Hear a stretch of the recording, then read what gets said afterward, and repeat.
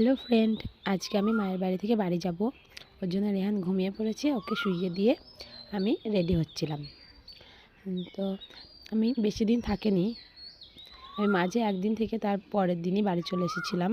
কারণ আমি আমার মেয়েকে নিয়ে যাইনি, ওকে বাড়িতে রেখে গেছিলাম। ওর স্কুল ছুটি হয়ে যাবে বলে, ওর জন্য আমি ওকে ছাড়া থাকতে পারিনি, চলে এসেছিলাম। পরে আবার যাব। তারপর আমি মায়ের বাড়ি, এটা আমার মায়ের বাড়ি, কিন্তু তার আগে আমার মামার বাড়ি। এখন আমার মামারা থাকে না, কাজের সূত্রে হুগলিতে থাকে। ওই জন্য এখন আমার মায়ের বাড়িতেই আমি যাই, কিন্তু আগে আমি ছোটো থেকে আমার মামার বাড়িতেই যেতাম। আমার মায়ের বাড়িটা সম্পূর্ণ পুরোপুরি কমপ্লিট হয়নি, যেহেতু এখন মামারা থাকে না, কাজের সূত্রে হুগলিতে থাকে, তার জন্য এখন মায়ের বাড়িতেই থাকতে হচ্ছে। আমার দিদা, আমার ভাইয়ের বউ দুজনে একাই থাকে, কারণ আমার মা বাইরে থাকে, আমার ভাইও বাইরে থাকে। তার জন্য আমার দিদা আর ভাইয়ের বউ, ওরা দুজনে ছাড়া বাড়িতে কেউ আর থাকে না। আমি গেছিলাম, আবার তো আমি চলে এলাম, আবার ওরা দুজনে একাই থাকবে এখন। ওরা বাড়ি আসে না, আমার মা আর ভাই অনেক দিন পর পর বাড়ি আসে, আমার মামা মামিও বাড়ি আসে না। তো মামা মামি যেহেতু নেই, তাই দিদা ভাইয়ের বউয়ের সঙ্গেই থাকে। তো আমার মা সিঙ্গেল মাদার, আমার বাবা নেই, তার জন্যই আমি মায়ের বাড়ি বলি, বাবার বাড়ি বলি না। হয়তো অনেকেই ভাববে যে মায়ের বাড়ি কেন বলে, বাবার বাড়ি কেউ বলে না। আমার মা একা বলি, আমি সবসময় মায়ের বাড়ি বলি, বাবার বাড়ি আমি কখনোই বলি না।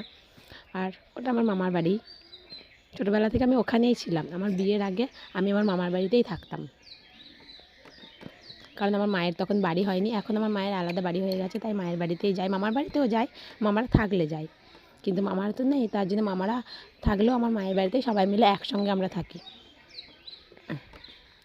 তো সবাই যখন বাড়ি আসবে আবার আমি তখন আবার যাব। এখন আমি চলে আসছি। তো চলো, আমি এখানে রেডি হয়ে গেছিলাম, আর ওদিকে রেহান ঘুমোচ্ছে। এবার আমি রেহানকেও রেডি হওয়ার পরে আমি রেহানকেও রেডি করিয়ে দেবো।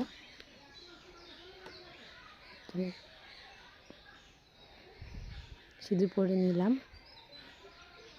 আমি বেশি কিছু সাজি না, আমি হালকাই সবসময় সাজি এইভাবেই, কারণ সাজলে আমাকে দেখতে ভালো লাগে না। শাখাটাও পরে নিলাম।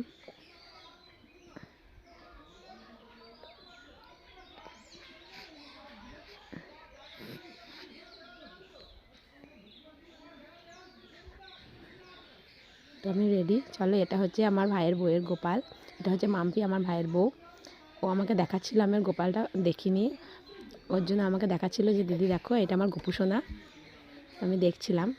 আর এখানে ও জিজ্ঞাসা করছিল দিদা কী রান্না হবে, যেহেতু আমি বাড়ি যাব, ওর জন্য ও একবারে রান্না করছিল, আমি খেয়ে দিয়ে আসবো বলে। তো আমার দিদা এখানে রান্না করছে।